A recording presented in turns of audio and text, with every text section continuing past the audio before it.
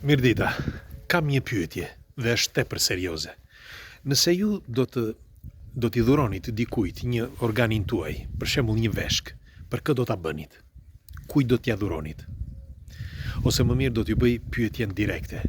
A do t'ja dhuronit ju një organin tuaj, një veshk, pronarit ku punoni, ose shefit, ose shefes? Dëgjojeni këtë histori, vërtet shumë absurde. Para pak kohësh, një grua, Debi, 47 vjeçare, nën e 2 fëmijëve, por kishte probleme dhe ishte e divorcuar.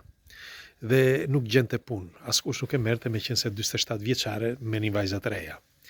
Dhe njohti në një lagjen e saj, njohti një që e njihte prej kohësh, por e njofti drejt për drejt se pyeti nëse mund ta merrte në punë, një grua, 61 vjeçare, e një kompanie miliardere.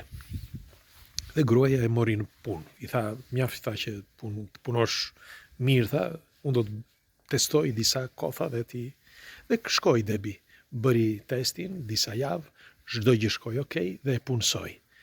Dhe e nxori nga problemet. E nxori nga problemet Debin, kjo shefja.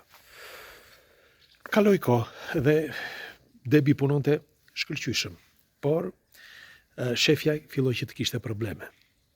Nuk dije çfarë probleme kishte, shkoi që të bënte vizita, disa vizita i tregonin se ishte mirë, disa i tregonin se ishte keq, po ajo keqsoi gjithmonë më shumë. Dhe problemi filloi që përveç urinës të ishte edhe një infeksion total. Kuptuan që nga urina e kuptuan që ishte problemi në veshka. Dhe kërkonin një donator, sepse nëse do este përpara kështu, ajo do i futej infeksionin në gjak dhe do humbiste jetën. Pra, pronarja e kompanisë ku punonte Debi. Pronarja e kompanisë ku punonte Debi quhet Jackie, nuk maj mend emrin tani, dhe është 61 vjeçare, kurse Debi 47. Pra, më e re. Debi, sidoqoftë, një ditë duke folur me shefen, kuptoi shefen se çfarë grupi gjaku kishte, dhe kur ajo e dinte për vete çfarë grupi kishte, pra Debi, dhe i tha pse nuk bëjmë një test, të shikojmë, tha nëse unë jam donatore. U gëzua shumë shefja.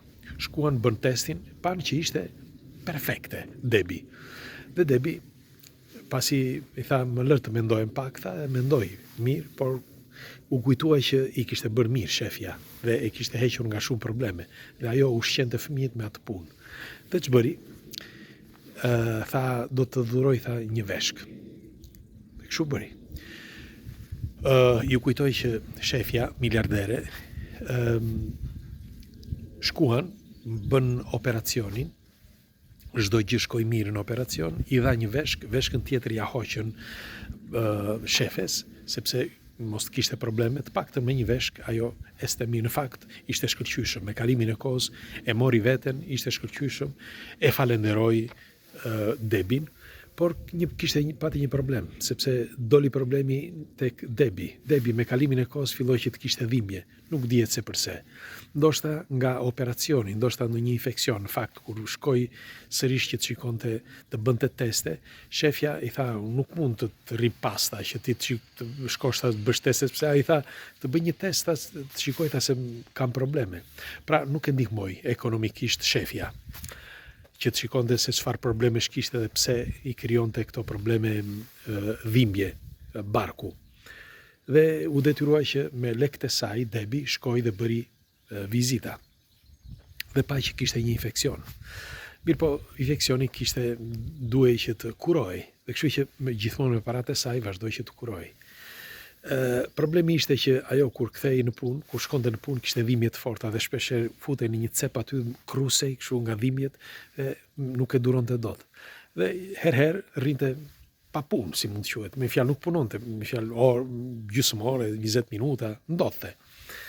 Shefja e kuptoi, pa një herë, pa dy herë, edhe i bërtiti 2-3 herë, pastaj në fund shefja e pushoi nga puna Debin. E pushoi nga puna dhe Debi ç'bëri? Debi tha, një gjë dua nga ty, tha, vetëm të më mbash në punë, nuk dua asgjë tjetër.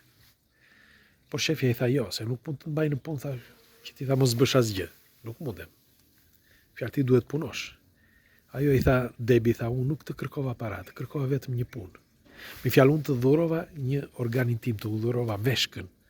Dhe unë doja që ti vetëm të më mbaje në punë për fëmijët e mi. Dhe nuk të kërkova para. Mirë po shefja nuk do t'ja di. Edhe kështu që Debi e denoncoi dhe kërkon mbrapsht veshkën.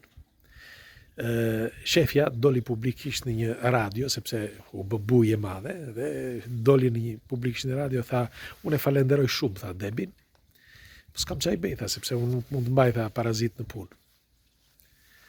Tani, Debi ka hapur një çështje, ka vënë avokat, nuk dihet si do shkoj, sepse nuk dihet, por unë doja t'ju pyesja juve. Ju, çfarë do të bënit në një situatë të tillë? Unë e kam përgjigjen e të gjithëve juve, po thuaj 90% tuaj. Ju, padyshim unë qesh që mos i qaj, sepse është tmerr. Me fjalë, shikoj njerëzillëku, madhështia i Debit dhe fodullëku i një miliardere. Sikur edhe mos ishte miliardere, merrni me mend se çfarë unë e kam, po e lë juve. Unë e di që si thash 90% nga ju do thonë do ta kishin ndjekur atë shefen, po është turp i madh.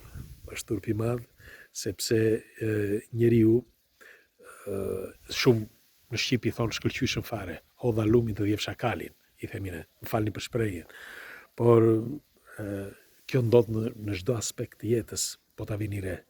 Me një fjalë, kur zakonisht shqiptarët e kanë viren i re këtë, shqiptarët janë shumë të dashur, krijojnë shoqëri, për shembull edhe me shefin, sikur e kanë mik, sikur e kanë shok. Mirë po, kur vjen momenti që ai duhet të zgjedh, pra shefi, zgjedh atë që i intereson, pra për veten e tij, jo për ty. Kështu që të qenurit profesionist në punë, po flas, s'ka lidhje fare me jetën personale, me raportet që ke me shefin, me shokët, me miqt, apo ku ta di unë. Normal, unë do të dëshiroja një komentin tuaj këtu, se çfarë mendimi keni ju, por unë mendoj që kjo është legjitime. Pra, secili duhet të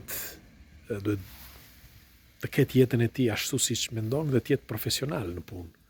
Jo sepse shefi ose shefja të dha punë dhe ti dhurosh një veshk. Nuk e di, pyes juve tani. Ose do u bëj pyetjen që si e fillova. Ju, kuj do t'ja dhuronit një organ, pra veshkën tuaj, kuj do t'ja dhuronit? Në qoftë se do të ndodh diçka, do t'ja dhuronit shefit, shefes, pronarit ku punoni? Unë di që shumë shqiptare kanë bërë, po ja kanë bërë për shembull babai ja ka dhënë djalit, ose djali ja ka dhënë babait veshkën, ose shumë kanë ndodhur me baballare sepse kanë përputhje, por edhe me nënat. Dhe kjo është normale, sepse është brenda familjes, njeriu që ti do, që jep jetën për të. Por në këtë rast, për shembull, në këtë rast, janë të huaj, por ka dhe disa raste që edhe brenda familjes që bën çdo gjë dhe prapë ti mund t'i dhurosh veshkën vllajt, motrës apo ku ta di unë, dhe ajo të ta hedhi apo ai të ta hedhi poshtë. Kështu që ndodh edhe brenda familjes. Megjithatë, unë do dëshiroja një komentin tuaj. Ju, çfarë mendimi keni? Pres komentet tuaja, sepse këto janë gjëra që ndodhin. Larg qoftë që t'ju ndodhin juve, por janë gjëra që ndodhin. Dhe është mirë që njeriu të jetë i informuar dhe të jetë i parapri gjërave përpara se të ndodhin. Ju përqafoj. Kalosh një diell të këndshme.